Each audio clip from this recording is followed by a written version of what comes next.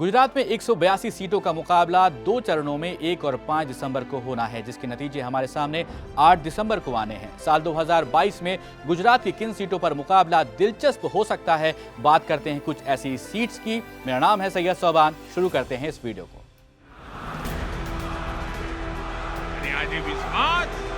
हिंदुस्तान खूणे खूणे भाजपानो झंडो लहरावी રહ્યો।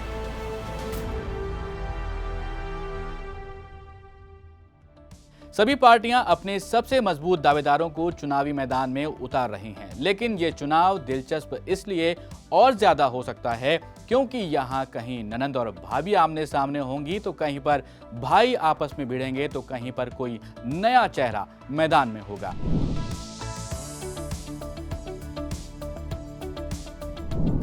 सबसे पहले शुरुआत करते हैं भारतीय क्रिकेट टीम के सर जडेजा के परिवार से। तो यहां पर आपको बता दें कि रविंद्र जडेजा की पत्नी और बहन आमने सामने इस इलेक्शन में होंगी। हाल ही में रविंद्र जडेजा की पत्नी रीवा जडेजा को बीजेपी ने जामनगर से उम्मीदवार घोषित किया है। रीवा जडेजा 3 साल पहले बीजेपी में शामिल हुई थी। रिपोर्ट्स बताती हैं कि वो पार्टी के मजबूत महिला दावेदारों में से एक हैं। रीवा जडेजा के सामने उनकी ननंद यानी कि रविंद्र जडेजा की बहन नैना बा होंगी, जिन्हें कांग्रेस ने अपना उम्मीदवार बनाया है। वहीं नैना बा का कहना था कि अगर बीजेपी नया चेहरा लाती है तो कांग्रेस निश्चित रूप से अपनी जीत दर्ज कराएगी, और रीवा बा जडेजा नया चेहरा हैं।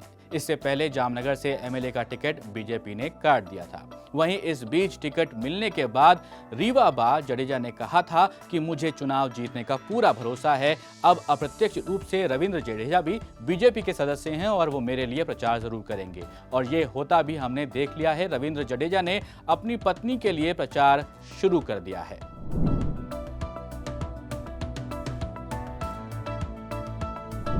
तो चलते हैं आगे। अंकलेश्वर में भाइयों का होगा टकराव। गुजरात में तो 2022 में इस बार हम अंकलेश्वर से 2 भाइयों को आपस में लड़ते हुए देखेंगे। एक को बीजेपी तो दूसरे को कांग्रेस ने टिकट दिया हुआ है। अंकलेश्वर सीट से बीजेपी में मौजूदा विधायक ईश्वर सिंह पटेल को टिकट दिया गया है, और ईश्वर सिंह पटेल इस सीट पर पिछले 4 बार से विधायक हैं।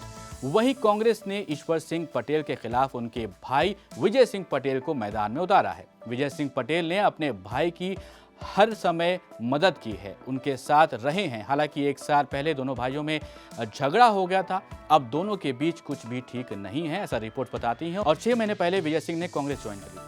अब दोनों भाई एक ही सीट के लिए आपस में लड़ रहे हैं। आपने भी इस सीट से पाटीदार को प्रत्याशी घोषित किया है। इस सीट पर कोहली पटेल का दबदबा है, इसलिए सभी पार्टियों ने पाटीदार चेहरे को मैदान में उतारा है।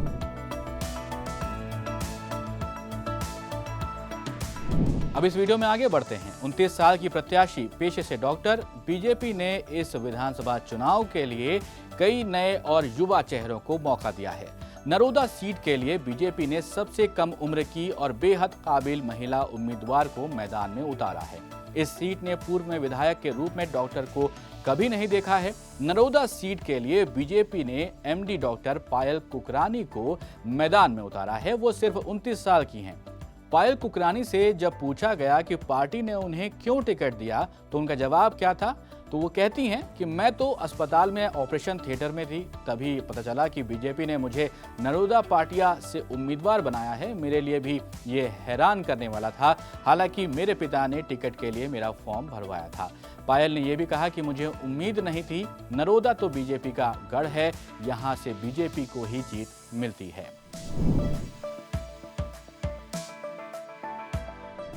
तो आगे बढ़ते हैं वीडियो में। तो एलिस ब्रिज से लड़ेंगे अमित शाह। एलिस ब्रिज सीट से बीजेपी ने अमित शाह को अपना उम्मीदवार बनाया है। यह हमारे गृह मंत्री अमित शाह नहीं हैं। ये वाले अमित शाह जो हैं वो अहमदाबाद शहर में बीजेपी में सक्रिय भूमिका उन्होंने निभाई है। पार्टी ने उन पर भरोसा दिखाया है और इसीलिए उन्हें टिकट दिया गया है। एलिस ब्रिज बीजेपी का गढ़ रहा है। यहाँ पिछले 40 वर्षों से कांग्रेस ने सीट नहीं जीती है। 1980 के बाद से कांग्रेस ने एलिस ब्रिज निर्वाचन क्षेत्र नहीं जीता है। इस बार 3 बार के विधायक राकेश शाह को टिकट नहीं मिला है। पार्टी ने उनकी जगह पर अमित शाह को प्रत्याशी बनाया है।